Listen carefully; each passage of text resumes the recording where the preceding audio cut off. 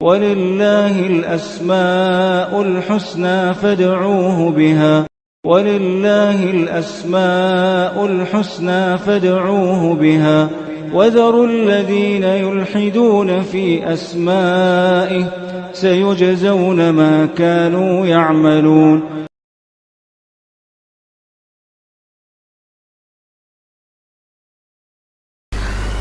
بسم الله الرحمن الرحيم. الحمد لله رب العالمين وبه نستعين وصلى الله وسلم على سيد الأنبياء والمرسلين وعلى آله وأصحابه أجمعين ومن تبعهم بإحسان إلى يوم الدين. أما بعد، گزشتہ درس میں یعنی گزشتہ ہفتہ جو اسماء و صفات کی ہماری کلاس تھی، اس میں رب العالمین کی صفات میں سے ایک عظیم صفت اس کی صفت کلام، اور اللہ سبحانہ وتعالیٰ کی صفت کلام سے متعلق جب تفصیل گفتگو ہوئی تو یہ بھی ہم نے آپ کو بتلایا تھا کہ قرآن مجید اللہ رب العالمین کا کلام ہے، تو قرآن اللہ کی صفت ہے،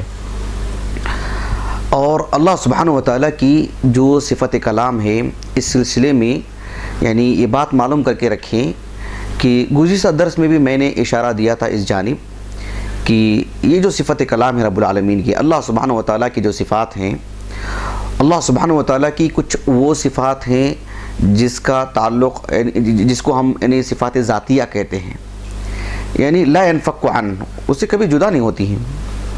اللہ سبحانہ وتعالیٰ کے لیے صفت وجہ ہے، اللہ سبحانہ وتعالیٰ کے لیے صفت یدان، دو ہاتھ ہیں اللہ کے لیے، اللہ سبحانہ وتعالیٰ کی صفت عین ہے، اللہ سبحانہ وتعالیٰ کے لیے صفت رجل ہے، اللہ سبحانہ وتعالیٰ کے لیے صفت حیات ہے. یہ وہ صفات ہیں رب العالمین کی جس کا تعلق مشیت سے نہیں ہے، جس کا تعلق ارادہ اور مشیت سے نہیں ہے. اللہ رب العالمین کے لیے ہاتھ ہے تو کیا اس کے ارادے سے تعلق ہے اس صفت کا؟ نہیں، وہ صفات ذاتیہ میں سے ہے.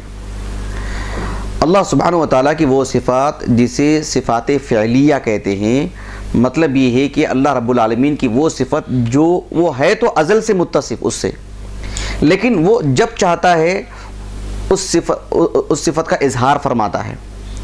جیسے خلق ہے، ازل سے رب العالمین اس صفت سے متصف ہے، لیکن جب چاہتا ہے پیدا کرتے رہتا ہے. ید کا تعلق ایسا نہیں ہے نا کہ مشیت سے جڑی ہوئی وہ چیز، وہ جو صفت ہے رب العالمین کی وہ اللہ تعالیٰ کی مشیت سے نہیں ہے نا، وہ تو ازل سے ہی ہے رب العالمین کے ساتھ. اللہ سبحانہ وتعالیٰ کا یعنی عرش پر مستوی ہونا، اللہ سبحانہ وتعالیٰ کا نزول، جو آخری رات کے آخری حصے میں اللہ سبحانہ وتعالیٰ کا جو نزول، صفت نزول، اس سے متعلق گفتگو کریں گے طویل انشاءاللہ مفصل. یہ وہ صفات ہیں جن کا تعلق مشیت سے ہے رب العالمین کی. لیکن اللہ سبحانہ وتعالیٰ کی جو صفت وجہ ہے یا صفت عین ہے یا صفت ید ہے، ان سب کا تعلق ہے اللہ سبحانہ وتعالیٰ کی یعنی صفات ذاتیہ سے، ہمیشہ سے رب العالمین اس سے متصف ہے. دیگر جو صفات ہیں جسے ہم صفات فعلیہ کہتے ہیں، اس سے بھی اللہ سبحانہ وتعالی ہمیشہ سے متصف ہے، لیکن اس کا تعلق مشیت سے ہے، اللہ کے ارادے پر موقوف ہے. جب چاہتا ہے اللہ سبحانہ وتعالی اس کا اظہار فرماتا ہے. جیسے مغفرت کرنا، اللہ سبحانہ وتعالی اس صفت سے ہمیشہ سے متصف ہے، لیکن جب چاہتا ہے اللہ سبحانہ وتعالی معاف کرتا ہے. اللہ سبحانہ وتعالی جو الرحمہ ہے اس صفت سے ہمیشہ سے متصف ہے، لیکن یرحم من یشاء، جب چاہتا ہے اللہ رب العالمین جس پر چاہتا ہے اپنی رحمت نچھاور فرماتا ہے. ویسے ہی یہ جو صفت کلام ہے، اللہ سبحانہ وتعالی ازل سے متصف ہے، لیکن جب چاہتا ہے کلام کرتا ہے رب العالمین. یہ صفات فعلیہ میں سے بھی ہے، صفات ذاتیہ میں سے بھی ہے. بہرحال ہم نے گزشتہ درس میں قرآنی آیات اور احادیث مبارکہ جو کہ باسانید صحیحہ ہم تک پہنچی ہیں، ان کی روشنی میں یہ بات آپ کے سامنے رکھی گئی ہے کہ اللہ سبحانہ وتعالی صفت کلام سے متصف ہے. یعنی یہ کس قدر عیب کی بات ہے کہ ایک انسان کلام پہ قدرت نہیں رکھتا ہے. یعنی بہت ممکن ہے کہ وہ بولتا ہے، اپنے دل کی بات کسی کے سامنے رکھ لیتا ہے، لیکن اچھے سے ادا نہیں کر پاتا. اگر صرف زبان میں لکنت ہو تو وہ ایک طرح سے عیب مانا جاتا ہے، شخصیت کو عیبدار کر دیتا ہے، صرف وہ ایک معاملہ۔ سبحان اللہ العظیم، ہمارا خالق، ہمارا معبود، معبود برحق رب العالمین، وہ صفت کلام سے متصف نہ ہو، سبحان اللہ العظیم۔ اللہ سبحانہ و تعالیٰ جس طرح سے خلق کی صفت سے متصف ہے، ویسی صفت کلام سے بھی متصف ہے۔ ہم نے جو آیتیں اور احادیث آپ کے سامنے پیش کی ہیں وہ اصل ہیں۔ آج کے اس درس میں یہ بتلانا مقصود ہے کہ خیر القرون کی جو علماء ہیں ان کا کیا نقطہ نظر تھا، ان کا موقف کیا تھا۔ کیونکہ ایک تو معتزلہ ہیں جو اللہ سبحانہ و تعالیٰ کی، معطلہ ہیں، جہمیہ ہیں، جنہوں نے اللہ سبحانہ و تعالیٰ کی صفت کلام کا کلی طور پر انکار کیا، کلی طور پر۔ لیکن جو مابعد کے اشاعرہ ہیں انہوں نے اللہ سبحانہ و تعالیٰ کی صفت کلام کو ثابت کیا، لیکن ان کے اندر دو طرح کا انحراف آیا۔ ایک تو یہ کہ وہ اللہ سبحانہ و تعالیٰ کے لیے صرف 7 صفات کا اس بات کرتے ہیں، جیسے اللہ تعالیٰ کی صفت حیات ہے، اللہ تعالیٰ کے لیے صفت کلام ہے، اللہ سبحانہ و تعالیٰ کے لیے صفت ارادہ ہے، اللہ سبحانہ و تعالیٰ کے لیے صفت السمع ہے۔ یعنی کچھ 7 انہوں نے مطلب اللہ تعالیٰ کے لیے صفات کو ثابت کیا، بقیہ صفات کی تعویل کی انہوں نے۔ یہ انحراف ہے ان کا۔ اشاعرہ صفت کلام کو جو مانتے ہیں وہ صرف ان 7 میں سے ایک ہے، یہ ایک طرح کا انحراف ہے ان کا۔ اس لیے کہ جو ہے اللہ سبحانہ و تعالیٰ کی جس طرح سے صفت کلام کو مانتے ہیں، کس بنیاد پر مانتے ہیں؟ قرآن میں ثابت ہے، حدیث میں ثابت ہے، اس لیے تو پھر دیگر صفات کیوں نہیں مانتے؟ وہاں کیوں تعویل کرتے ہیں؟ اللہ سبحانہ و تعالیٰ محبت کرتا ہے، ان اللہ یحب المحسنین، وہاں پر انہوں نے تعویل کی کہ اللہ کے لیے محبت نہیں کہی جائے گی، اس کے لیے جو جذبات بنتے ہیں محبت کے لیے وہ اللہ کے لیے ہم نہیں کہہ سکتے، اس کے لیے ثواب کا معنی ہے وہاں پر۔ تو پھر کلام کے لیے بھی تو یہ بات آ سکتی ہے کہ بندوں کے کلام کے مشابہ ہو جاتی ہے یہ چیز، لیکن یہاں کیوں مانتے ہیں؟ اللہ تعالیٰ کی صفت حیات کو کیوں مانتے ہیں؟ اللہ سبحانہ و تعالیٰ صفت حیات سے متصف ہے، بندہ بھی تو ہے، ایک جانور بھی تو ہے۔ جب یہاں خالق اور مخلوق میں فرق ہے، ایک دوسرے کے مشابہ نہیں ہے، تو پھر سب صفات میں یہی بات ہونی چاہیے۔ ایک انحراف ان کے اندر یہ آیا۔ دوسرا ان کے اندر انحراف یہ آیا اشاعرہ میں، وہ اللہ سبحانہ و تعالیٰ کی صفت کلام کو صرف ایک ایسی صفت مانتے ہیں جو اللہ تعالیٰ ازل سے اس سے متصف ہے، بس ایک قدیم صفت ہے، ایک قدیم صفت ہے رب العالمین کی، اسے صفات فعلیہ میں شمار نہیں کرتے کہ جب چاہتا ہے اللہ کلام کرتا ہے۔ یعنی اللہ تعالیٰ ازل سے صفت کلام سے متصف ہے، لیکن اس کا تعلق مشیت سے نہیں ہے، تو پھر موسیٰ سے جو کلام ہوا وہ کلام نہیں ہے، یہ نتیجہ اس کا۔ یہ خود ایک مستقل ایک انحراف، یعنی معتزلہ کے رد میں انہوں نے اللہ تعالیٰ کی صفت کلام کو مانا، ٹھیک ہے، لیکن اللہ تعالیٰ کی صفت کلام کو جب مانا تو سارے صفات کو ماننا چاہیے نا۔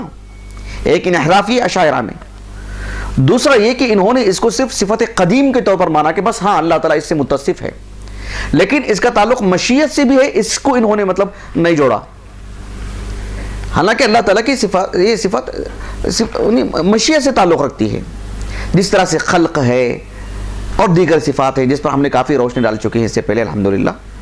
تو آج ہم یہ بتانا چاہ رہے ہیں آپ کو کہ ہم جن علماء کو متفقہ طور پر مانتے ہیں، خیر القرون کے علماء، صحابہ، تابعین، تبع تابعین، محدثین، ان سب کا موقف کیا تھا میں آپ کو وہ سمجھانا چاہ رہا ہوں باذن اللہ تعالی۔ دیکھیے محمد بن اسماعیل ابو عبداللہ البخاری، امام بخاری، معروف عالم دین، دنیا کا کون مسلمان ہے جو آپ کے نام سے واقف نہیں ہے؟ امام بخاری رحمہ اللہ تعالیٰ نے آپ کی ایک عجیب مقبولیت رکھ دی ہے دلوں میں، ایک عجیب محبت ڈال دی ہے آپ کی۔ امام بخاری رحمہ اللہ کی الجامع الصحیح کا اعتبار بھی اللہ تعالیٰ نے اس قدر ڈال دیا ہے کہ اس سلسلے میں شک و شبہ اور اس سلسلے میں کسی طرح کا نقد اور کلام اس سلسلے میں بھی یعنی اہل علم نے اسے گریز کیا، اس لیے کہ کسی طور پر بھی یہ درست نہیں ہے کہ اس پر ایک ناقدانہ کلام کیا جائے۔ کبار اہل علم جیسے امام دارقطنی وغیرہ نے اس پر کسی طرح کا نقد کیا، ایک فنی چیز ہے، ورنہ جو عمومی طور پر 1200 سال کی تاریخ میں اہل علم نے اس پر جو اعتبار جو ہے مطلب بتلایا ہے اور اور اس کو معیاری طور پر جو کتاب کے طور پر ثابت کیا اصح الکتاب بعد کتاب اللہ، اصح الکتب، یہ بہت بڑی بات ہے۔ امام بخاری رحمہ اللہ جن کو کیا سلفی علماء، کیا حناف، شوافی، مالکیہ، حنابلہ، یہ تو بہرحال ہیں، میں عقدی اعتبار سے کہہ رہا ہوں کہ جو اشاعرہ ہیں وہ بھی امام بخاری رحمہ اللہ کی امامت کو تسلیم کرتے ہیں، لیکن جب امام بخاری کے صحیح بخاری کو شرح کرتے ہیں نا، تب پھر اس کو امام بخاری کے اقوال کو، امام بخاری کے ابواب کو اپنی طرف جو ہے مطلب ڈھالنے کی کوشش کرتے ہیں۔ یہ ایک طرح سے علمی خیانت ہے۔ امام بخاری رحمہ اللہ کی ایک عظیم الشان کتاب خلق و افعال العباد بہت ہی اہم کتاب ہے۔ یہ جو دیکھ رہے ہیں آپ امام بخاری رحمہ اللہ کے خلق و افعال العباد، یہ ہمارے پاس محقق نسخہ ہے الحمدللہ۔ امام بخاری رحمہ اللہ نے اللہ سبحانہ و تعالیٰ کی صفت کلام کو کس انوکھے انداز میں ثابت کیا دیکھیں۔ امام بخاری رحمہ اللہ نے خلق و افعال العباد میں مستقل ایک باب قائم کیا کہ باب ما کان النبی صلی اللہ علیہ وسلم یستعیذ بکلمات اللہ لا بکلام غیرہ، کہ آپ علیہ السلام جو دعا پڑھتے تھے نا، اعوذ بکلمات اللہ التامہ، کہ میں اللہ سبحانہ و تعالیٰ کی پناہ میں آتا ہوں، اور اللہ سبحانہ و تعالیٰ کی یعنی کلمات جو مکمل کلمات ہیں، اللہ سبحانہ و تعالیٰ کا کلام، اس کی پناہ انہوں نے طلب کی اللہ کے رسول نے صلی اللہ علیہ وسلم، یعنی صفت کلام کی۔ مطلب یہ ہے کہ امام بخاری رحمہ اللہ یہ کہنا چاہتے ہیں کہ آپ علیہ السلام نے اللہ کے کلمات یعنی اللہ کا کلام، کلام اللہ جو اللہ کی صفت ہے، اس سے جو ہے مطلب اس کی پناہ میں آیا کرتے تھے، وہ پناہ طلب کرتے تھے، بندوں کے نہیں، یعنی فلاں اور فلاں کے کلام کی پناہ نہیں مانگتے تھے، کیونکہ وہ مخلوق کا کلام ہے۔ اللہ کے رسول علیہ السلام اللہ تعالیٰ کے کلام کی پناہ طلب کرتے تھے، مطلب یہ ہوا کہ وہ خالق کا کلام ہے۔ یہ نقطہ واضح ہوا۔ امام بخاری رحمہ اللہ نے اپنی الصحیح بخاری میں نعیم ابن حماد رحمہ اللہ بڑے جلیل القدر عالم دین اور عقیدے کے باب میں تو امام اہل سنہ والجماعت ہے اپنے وقت کے، ان کا قول نقل کرتے ہیں کہ لا یستعاذ بالمخلوق ولا بکلام العباد والجن والانس والملائکہ، یعنی لا یستعاذ بالمخلوق، مخلوق سے پناہ طلب نہیں کیا جائے گا، مخلوق سے پناہ نہیں طلب کی جائے گی، ولا بکلام العباد، بندوں کے کلام سے پناہ نہیں طلب کی جائے گی، ولا بکلام الجن والانس والملائکہ، جن کے کلام سے، انسانوں کے کلام سے، ملائکہ کے کلام سے پناہ نہیں طلب کی جائے گی۔ طلب کی جائے گی کس کے کلام سے؟ رب العالمین کے۔ تو پھر یہ فرق معلوم ہوا نا، اسی لیے امام بخاری رحمہ اللہ نے آگے لکھا وفی هذا دلیل ان کلام اللہ غیر مخلوق وان سواہ خلق، کہ اللہ سبحانہ و تعالیٰ کا جو کلام ہے وہ غیر مخلوق ہے، اور اس کے علاوہ جو بھی ہے سب مخلوق ہیں، سب کا کلام مخلوق ہے۔ تو انسان کے کلام سے استعاذہ نہیں کیا جائے گا، نہ ملائکہ کے، نہ ہی نبی کے کلام سے جو ہے مطلب استعاذہ کیا جائے گا، نبی کے بحیثیت ایک بشر ہونے کے کلام سے۔ اللہ کے رسول علیہ السلام نے جو دعائیں سکھائی ہیں وہ تو وہی ہے، وہ تو نص ہے، وہ تو اللہ کی طرف سے ہے۔ اعوذ بکلمات اللہ التامہ، یہ حدیث مبارکہ ہے، لیکن رسول اللہ نے سکھائے ہیں صلی اللہ علیہ وسلم، اس کی حیثیت شرعی حیثیت ہے، بحیثیت ایک نبی، ایک بشری کلام جو ہوتا ہے اس سے پناہ نہیں طلب نہیں کی جا سکتی ہے۔ تو یہ جو ہے آپ علیہ السلام کی اس حدیث مبارکہ کی روشنی میں کہ آپ علیہ السلام اللہ تعالیٰ کے کلام سے پناہ طلب کرتے تھے، تو اس سے امام بخاری نے کہا رحمہ اللہ وفی هذا دلیل ان کلام اللہ غیر مخلوق وان سواہ خلق۔ اس مبحث کو امام بخاری رحمہ اللہ نے کافی احادیث اعوذ بکلمات اللہ التامہ اور ابراہیم علیہ السلام کا اسحاق اور اسماعیل کے لیے جو ہے مطلب جو ہے تعوذ کرنا، یہ سب ساری چیزیں انہوں نے روایتیں بیان کرنے کے بعد امام بخاری رحمہ اللہ نے آخر میں لکھا کہ وَأَنَّ اللَّهَ يُنَادِي بِصَوْتٍ، کہ اللہ سبحانہ و تعالیٰ آواز دیتا ہے اور اس میں صوت یعنی پکار کر کے آواز دیتا ہے رب العالمین، يَسْمَعُهُ مَنْ بَعُدَ كَمَا يَسْمَعُهُ مَنْ قَرُوبَ، اللہ سبحانہ و تعالیٰ جب ندا لگاتا ہے تو جو دور کے ہیں وہ ویسے ہی سنتے ہیں جو قریب کے ہیں جیسے سنتے ہیں. ایک قریبی شخص جس طرح سے آواز کو جو ہے سنتا ہے، ویسے اللہ سبحانہ و تعالیٰ کی آواز کو دور کا شخص بھی سن لیتا ہے. فَلَيْسَ هَذَا لِغَيْرِ اللَّهِ جَلَّ ذِكْرُهُ، یہ صرف رب العالمین کے لیے ہے، کسی اور کے لیے نہیں ہے. اس کے بعد امام بخاری رحمہ اللہ نے فرمایا کہ قال ابو عبداللہ، یعنی امام بخاری نے کہا وفي هذا دلیل ان صوت اللہ لا يشبه صوت الخلق، کہ اللہ سبحانہ و تعالیٰ کی جو آواز ہے اس کی آواز برحق ہے. جیسے اللہ سبحانہ و تعالیٰ کی صفت حیات ہے، جیسے اللہ سبحانہ و تعالیٰ کی صفت کلام ہے، جیسے اللہ سبحانہ و تعالیٰ کے لیے ارادہ ہے، جیسے اللہ سبحانہ و تعالیٰ کی ایک صفت قیوم ہے، ویسے ہی اللہ سبحانہ و تعالیٰ کی صوت ایک صفت ہے. اللہ آواز دیتا ہے. اللہ سبحانہ و تعالیٰ کا آواز دینا یہ بندوں کے آواز کرنے کے مشابہ کبھی نہیں ہو سکتی. اللہ تعالیٰ کے ایک صفت کو ثابت کرنا کیا یہ لازم آئے گا کہ بندوں کے مشابہ ہو جا رہی ہے یہ چیز؟ سبحان اللہ، کیسی بات ہے یہ؟ اگر میں کہوں کہ ایک انسان کے لیے ہاتھ ہے، اگر میں ثابت کروں، اس سے یہ لازم آئے گا کہ جانور کی مشابہت اختیار کی جا رہی ہے، جانور کے برابر کر دیا جا رہا ہے، جبکہ دونوں مخلوق ہیں. انسان آواز دیتا ہے، ایک جانور بھی آواز دیتا ہے، اس کی بھی اپنی ایک آواز ہے، بلکہ ہر جانور کی ان کی اپنی مستقل الگ الگ آواز ہے. تو کیا ہماری آواز اگر ہم ثابت کرتے ہیں تو اس سے جانوروں کے مشابہ ہو جائے گی یہ چیز؟ ابداً کبھی نہیں ہو سکتی یہ چیز، جبکہ یہ دونوں مخلوق ہیں. اللہ سبحانہ و تعالیٰ کے لیے آواز ہے، الصوت، یہ ثابت ہے، تو پھر وہ کیسے ایک مخلوق کے مشابہ ہو سکتی وہ چیز؟ اس کے لیے اللہ تعالیٰ کی صفت صوت کی تعویل کر دی جائے کیا کہ مشابہت ہو جائے گی؟ یہ شبہ ہے ان اشاعرہ کا، یہ شبہ ہے ان کا، یہ دلیل نہیں ہے، شبہ ہے. شبہ ہوتی وہ چیز، وہ دلیل کبھی نہیں بن سکتی. تو امام بخاری رحمہ اللہ نے فرمایا کہ لِأَنَّ صَوْتَ اللَّهِ يُسْمَعُ مِن بُعْدٍ كَمَا يُسْمَعُ مِن قُرْبٍ. اللہ سبحانہ و تعالیٰ کی آواز جس طرح سے قریب سے سنائی دیتی ہے ویسے دور سے بھی سنائی دیتی ہے. وَأَنَّ الْمَلَائِكَةَ يَصْعَقُونَ مِن صَوْتِهِ، اللہ سبحانہ و تعالیٰ کی آواز کی وجہ سے فرشتے بے ہوش پڑ جاتے ہیں. فَإِذَا تَنَادَى الْمَلَائِكَةُ لَمْ يُصْعَقُوا، وہی فرشتے جب آواز دیتے ہیں، فرشتے جب ندا لگاتے ہیں آسمانوں میں، تو اس آواز کو سن کر کے تو فرشتے بے ہوش نہیں پڑتے، لیکن رب العالمین کی آواز سے، خالق کی آواز اور مخلوق کی آواز، سبحان اللہ العظیم، کیا تعلق ہے؟ تو اللہ سبحانہ و تعالیٰ کے لیے الصوت ہے، اللہ تعالیٰ کے لیے کلام ہے، حروف ہیں، تو اس سے مشابہت کیوں کر ہو سکتی ہے؟ اس کو ثابت کرنا، مخلوق کے مشابہ قرار دینا، یہ ایک دو تضاد ہے.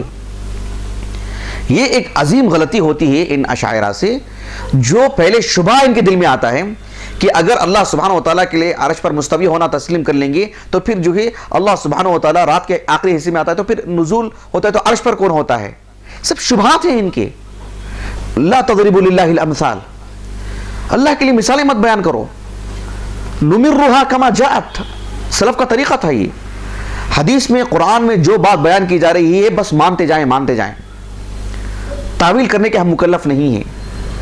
امام بخاری رحمہ اللہ کو اللہ جزائے خیر عطا فرمائے، آپ نے بہت مفصل انداز میں اس کو لکھا. ایک اور عالم دین ہے جو امام بخاری رحمہ اللہ کے تلامذہ میں سے ہیں، کتاب السنہ ابو بکر ابن ابی عاصم رحمہ اللہ کی، اس میں انہوں نے مستقل ایک باب قائم کیا کہ باب ذکر الکلام والصوت والشخص وغیر ذالک. اللہ سبحانہ و تعالیٰ کے لیے صفت کلام، اس کے لیے صوت، اور اس کے لیے جو شخص کا جو لفظ آیا ہے، اس سے متعلق گفتگو گزر چکی ہے الغیرہ کے لفظ میں جب جس صفت کا ہم نے ذکر کیا تھا. تو یہ اللہ سبحانہ و تعالیٰ کے لیے ثابت ہے، اور اس کے لیے انہوں نے 3 حدیثیں لے کر کے آئے ہیں، اور ان حدیثوں کا کافی طویل دراسہ کیا ہے شیخ محمد ناصر الدین البانی نے رحمہ اللہ. اور ایک مصری ایک عالم تھے جن کا نام تھا زاہد الکوثری. یہ خالص جہمیت ہے، خالص جہمی. انہوں نے اللہ سبحانہ و تعالیٰ کی صفات کا کلی طور پر انکار کیا. خالص منحرف قسم کے شخص، کثرت علم کے باوجود، حدیثوں کی اسانید جو ہوتے ہیں اس پر نظر رکھنے کے باوجود بھی مذہبی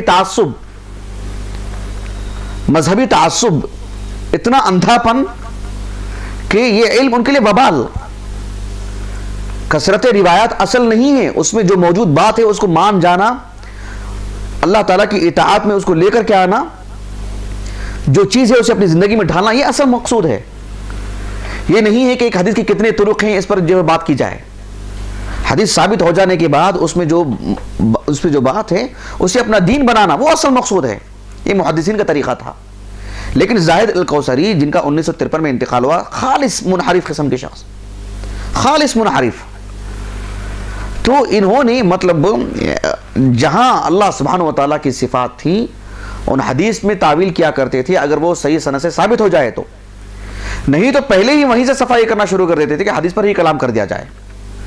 ٹھیک ہے، حدیث کی سند پر علمی اعتبار سے کلام کیا جا سکتا ہے، لیکن حدیث ثابت ہونے کے بعد اللہ سبحانہ و تعالیٰ کی صفات جس نقطہ نظر سے بیان کی جا رہی ہیں اس کو ماننا، یہی خیر القرون کا جو ہے نقطہ نظر تھا. تو ابو بکر ابن ابی عاصم رحمہ اللہ نے بھی اس میں کافی تفصیلی گفتگو کی ہے. 287 ہجری سن وفات ہے ان کا. شیخ الاسلام ابن تیمیہ رحمہ اللہ کوئی نئی بات نہیں ذکر کی ہے، آپ انہی کی خوشاچی ہیں، انہی سے استفادہ کیا ہے. امام بخاری سے، امام اہل سنہ احمد بن حنبل سے وغیرہ وغیرہ، امام ابو داؤد سے، امام ابن ماجہ سے، ان سے قبل عبداللہ بن مبارک سے، ان سب کا یہی جو ہے عقیدہ تھا. بلکہ یہ ایک متفقہ معاملہ ہے بلا نزاع خیر القرون میں. انحراف تو بعد میں آیا. تو جس طرح سے یہ بات کی جاتی ہے کہ جو ہے یہ اب کی بات ہے، سبحان اللہ العظیم، شاید یہ لوگ یہ امام بخاری کی یہ سب کتابیں، پھر ان سے قبل کے جو علماء ہیں ان کی کتابیں، ان کے اقوال شاید یہ دیکھتے نہیں ہیں، پڑھتے نہیں ہیں، یا جو ہے مطلب جو مذہبی تعصب کا جو عینک لگائے ہیں شاید اس کی وجہ سے انہیں نظر نہیں آتا ہے. نسأل اللہ العافیہ والسلامہ. ورنہ کس بنیاد پر یہ بات کہی جاتی ہے؟ دیکھیے شیخ الاسلام ابن تیمیہ رحمہ اللہ نے اس سلسلے میں لکھا کہ اللہ سبحانہ و تعالیٰ کے لیے جب صوت، اللہ تعالیٰ کے لیے کلام کی جب بات آتی ہے تو ابن تیمیہ نے ایک اصول بیان کیا رحمہ اللہ. آپ نے کہا کہ اصل چیز یہ ہے کہ ایک انسان کے پاس عدم علم. اصل کیا ہے؟ انسان جاہل ہے، نادان ہے. اِنَّا عَرَضْنَا الْأَمَانَةَ عَلَى السَّمَاوَاتِ وَالْأَرْضِ وَالْجِبَالِ فَأَبَيْنَ أَن يَحْمِلْنَهَا وَأَشْفَقْنَ مِنْهَا وَحَمَلَهَا الْإِنسَانُ إِنَّهُ كَانَ ظَلُومًا جَهُولًا. یعنی جہول یہ انسان کی صفت ہے، دھیرے دھیرے پڑھتا ہے، وہ سیکھتا ہے. وہ تو انسان اصلاً جاہل ہے، علم بعد میں آتا ہے اس کو سیکھنے کے بعد. اسی لیے اللہ تعالیٰ نے کہا کہ فَعْلَمْ أَنَّهُ لَا إِلَهَ إِلَّا اللَّهُ، اللہ کے بارے میں جانو. تو اللہ سبحانہ و تعالیٰ کے بارے میں جب ہم پڑھتے ہیں قرآن مجید میں تو اللہ تعالیٰ نے اپنے بہت سارے نام بتلائے ہیں، اپنے بہت ساری صفات کا ذکر فرمایا ہے.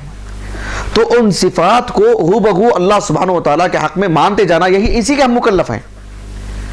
جیسے اللہ تعالیٰ نے کہا کہ وَمَا خَلَقْتُ الْجِنَّ وَالْإِنسَ إِلَّا لِيَعْبُدُونَ مَا أُرِيدُ مِنْهُمْ مِنْ رِزْقٍ وَمَا أُرِيدُ أَن يُطْعِمُونَ إِنَّ اللَّهَ هُوَ الرَّزَّاقُ ذُو الْقُوَّةِ الْمَتِينُ. إِنَّ اللَّهَ هُوَ الرَّزَّاقُ، اللہ رزاق ہے، اللہ ذو القوہ ہے، اللہ سبحانہ و تعالیٰ متین ہے. اللہ نے اپنا تعارف کروایا. ہم کو کیا کرنا ہے؟ ہم کو بس مان جانا ہے. جیسے اللہ تعالیٰ نے اپنے بارے میں یہ کہا کہ اللہ تعالیٰ الرحمن ہے، اللہ الرحیم ہے، اللہ الحی ہے، اللہ القیوم ہے، ویسے ہی اللہ سبحانہ و تعالیٰ کی صفت کلام ہے. یعنی وَكَلَّمَ اللَّهُ مُوسَىٰ تَكْلِيمًا، اللہ نے کلام کیا موسیٰ سے علیہ السلام. جس طرح سے اللہ تعالیٰ کی ان صفات کو مانتے ہیں، اسی معیار پر جو بھی صفت قرآن مجید میں آئی ہے، ان اللہ یحب المحسنین، ان اللہ یحب المقسطین، اللہ سبحانہ و تعالیٰ محبت فرماتا ہے، مان جائیں. وہاں کیوں تعویل کی جا رہی ہے؟ اللہ تعالیٰ کی صفت حیات میں تعویل کرتے ہیں کیا؟ نہیں نا. تو پھر یہاں کیوں تعویل کرتے ہیں؟ یہاں کون سا معیار ہے؟ تو یہ ایک طرح سے سوائے ایک شبہ کے، ایک انحراف کے، اسے مزید کسی طرح کا کوئی نام نہیں دیا جاتا ہے. اللہ تعالیٰ ہم سب کو نیکیوں کی توفیق عطا فرمائے. ابن تیمیہ رحمہ اللہ نے کہا کہ انسان بغیر علم کے گفتگو نہ کرے، اور اللہ سبحانہ و تعالیٰ کے بارے میں تو علم کی روشنی میں گفتگو کرے. کہ اللہ سبحانہ و تعالیٰ کے حق میں انہوں نے لکھا ہے کہ اہل علم کا اس بات پر اجماع ہے کہ اللہ سبحانہ و تعالیٰ کی جو صفات ہیں انہیں ہو بہو ثابت کیا جائے، اس میں نہ تمثیل کی جائے، نہ تمثیلی طور پر بیان کیا جائے کہ اس کی مثال ایسی ہے، نہ تکیف کیفیت بیان کی جائے، ویسے ہی نہ تعویل کی جائے، نہ ہی اس کی تعطیل کی جائے، تفویض بھی نہیں کی جا سکتی۔ یہ بھی نہیں کیا جا سکتا کہ ہم اس لفظ کو تو لیتے ہیں لیکن اس کا معنی ہم اللہ کے سپرد کر دیتے ہیں، وہ اللہ جانتا ہے۔ نہیں، اس کا معنی ہم کو بتلایا گیا ہے، ہم جانتے ہیں، ہم معلوم کر سکتے ہیں، کیفیت نہیں معلوم کر سکتے، اسی لیے ہم تعویل نہیں کرنا چاہیے، تعطیل نہیں کرنا چاہیے، ویسی تمثیل بھی نہیں کرنی چاہیے کہ ہم تمثیل مثال بیان کریں۔ شیخ الاسلام ابن تیمیہ رحمہ اللہ نے دیکھیے یہاں پر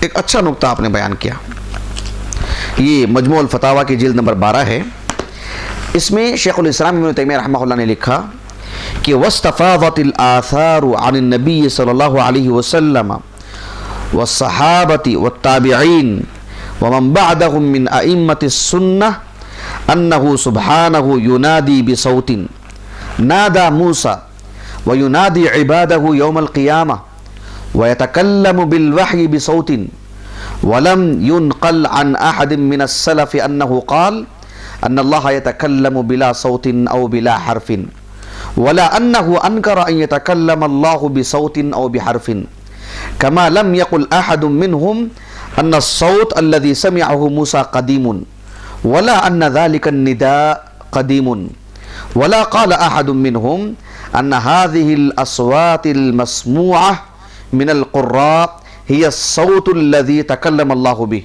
بل الآثار مستفيضة عنهم بالفرق بين الصوت الذي يتكلم الله به وبين أصوات العباد۔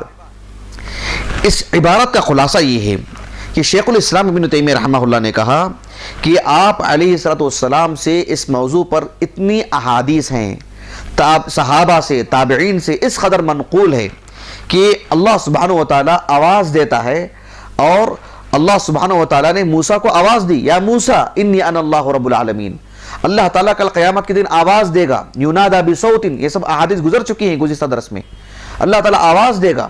سلف میں سے کسی نے یہ بات نہیں کہی ہے کہ اللہ تعالیٰ کلام کرتا ہے لیکن اس میں نہ صوت ہے، نہ آواز ہے، نہ حروف ہے، سبحان اللہ، کسی نے ایسی بات نہیں کی، بلکہ سبوں نے یہی بات کی کہ اللہ رب العالمین کلام کرتا ہے جیسے اس کی شان کے مطابق، اس میں آواز بھی ہے، اس کی آواز کیسی ہے، اس کی شان کے مطابق، بندوں کے مشابہ کسی طور پر بھی نہیں کہہ سکتے ہیں۔ وَكَانَ أَئِمَّةُ السُّنَّةِ يَعُدُّونَ مَنْ أَنْكَرَ تَكَلُّمَهُ بِصَوْتٍ مِنَ الْجَهْمِيَّةِ، کہا کہ ائمہ نے، اہل السنہ کے علماء نے، اس میں سے صحابہ، تابعین، تبع تابعین، کتب ستہ کے مصنفین اور جو ہے بڑی تعداد میں اہل علم نے یہ بات کہی ہے کہ جو بھی اللہ تعالیٰ کی صفت کلام یا کسی اور بھی صفت کا انکار کرتا ہے وہ جہمی ہے، جیسے کہ زاہد القوثری اس دور کے کبار جہمین میں سے ہیں، وہ اللہ تعالیٰ ہماری حفاظت فرمائے۔ تو جو ہے یہ ایک ایسا موضوع ہے جس پر ہمیں شرح صدر ہونا چاہیے۔ اللہ تعالیٰ کی جب صفت، اللہ تعالیٰ کے وجود کو تسلیم کرتے ہیں ویسے ہی اس کے سارے صفات کو تسلیم کریں گے، اس میں کسی طرح کا کوئی تشابہ لازم نہیں آئے گا۔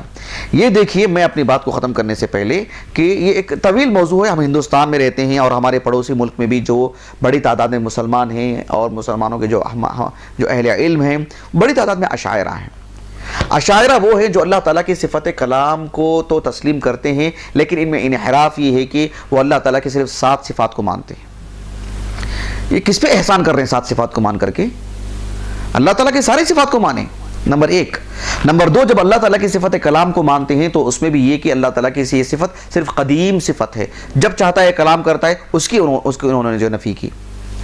یہ جو ہے آپ دیکھیں شرح العقائد النصفیہ، یہ پورے مطلب جتنے بھی یعنی احناف کے مدارس ہیں ہمارے ملک میں، پڑوسی ملک میں وغیرہ سب دیکھیں آپ، یہ کتاب پڑھائی جاتی ہے اور اس میں مستقل طور پر ایک سبق ہی ہے کہ اللہ سبحانہ و تعالیٰ کی صرف 7 صفات ہیں اور جو ہے کوئی 8ویں نہیں ہے۔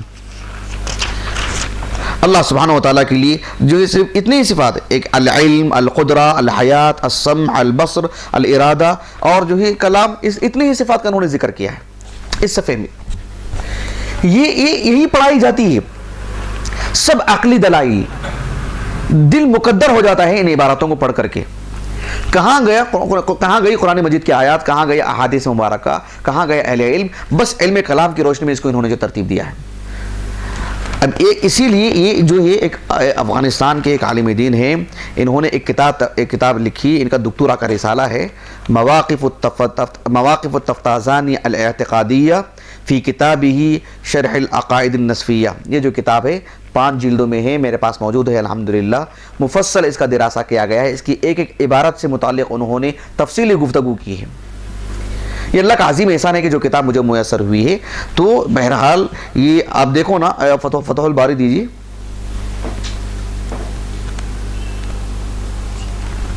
فتح الباری دیکھیں، حافظ ابن حجر رحمہ اللہ نے فتح الباری میں وہ جو حدیث مبارکہ ہم نے جو گزشتہ درس میں سنائے تھے نا کہ اللہ سبحانہ وتعالیٰ جو ہے کل قیامت کے دن یا آدم فیقول لبیک و سعدیک فینادا بصوت، کہ اللہ سبحانہ وتعالیٰ کل قیامت کے دن آواز دے گا اور جب پکارے گا اس میں آواز ہوگی، آواز کے ذریعے سے پکارے گا. یہ اس حدیث مبارکہ کی روشنی میں ابن حجر رحمہ اللہ نے یعنی یہ بات لکھی ہے کہ ابن بطال کے حوالے سے کہا کہ قال ابن بطال استدل البخاری بهذا على ان قول الله قدیم لذاته قائم بصفاته لم يزل موجودا به ولا يزال كلامه لا يشبه المخلوقین.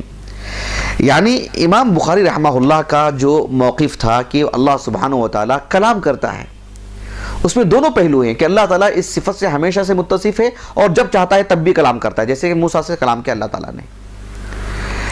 اس باب کے تحت امام بخاری نے جو احادیث لائے ہیں ان سارے احادیث میں اللہ تعالیٰ کے لیے صفت کلام، صفت صوت سب ثابت کی امام بخاری نے رحمہ اللہ. لیکن ابن حجر رحمہ اللہ نے ابن بطال رحمہ اللہ کے حوالے سے لکھا کہ ابن بطال رحمہ اللہ دیکھیے معتزلہ پہ رد کرتے ہیں یہ لوگ، کیونکہ معتزلہ مکمل طور پر نفی کرتے ہیں، تو ان پر جو ہے ایک طرح سے رد کرتے ہیں. کون؟ یہ اشاعرہ، کہ اللہ تعالیٰ کی صفت کلام کو کیوں نہیں مانتے، کیوں نہیں مانتے؟ ماننا چاہیے. اللہ تعالیٰ کی صفت صوت کو کیوں نہیں مانتے؟ ماننا چاہیے. کیوں؟ اس لیے کہ اس کے ماننے سے مخلوق کے مشابہ ہونا ضروری نہیں ہے.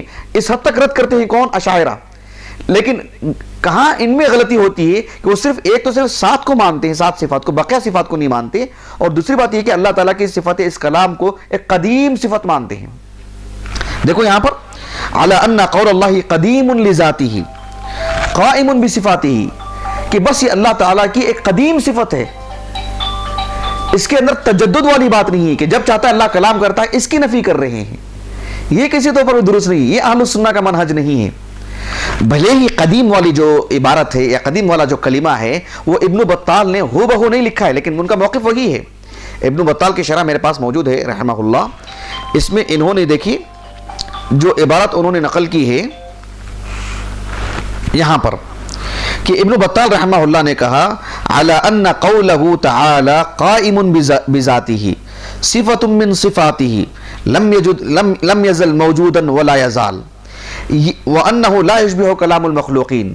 یہ ابن بطال نے 10ویں جلد میں جو بات لکھی ہے اس میں یہ بات بالکل واضح ہے جو اشاعرہ کا منہج اور اشاعرہ کا موقف ہے کہ اللہ سبحانہ وتعالیٰ کی صفت کلام کو وہ تسلیم کرتے ہیں، لیکن ایک قدیم صفت کے طور پر کہ اللہ تعالیٰ کی مشیت سے جوڑ کو اس کو نہیں پیش کرتے ہیں. یہ بھی غلط ہے.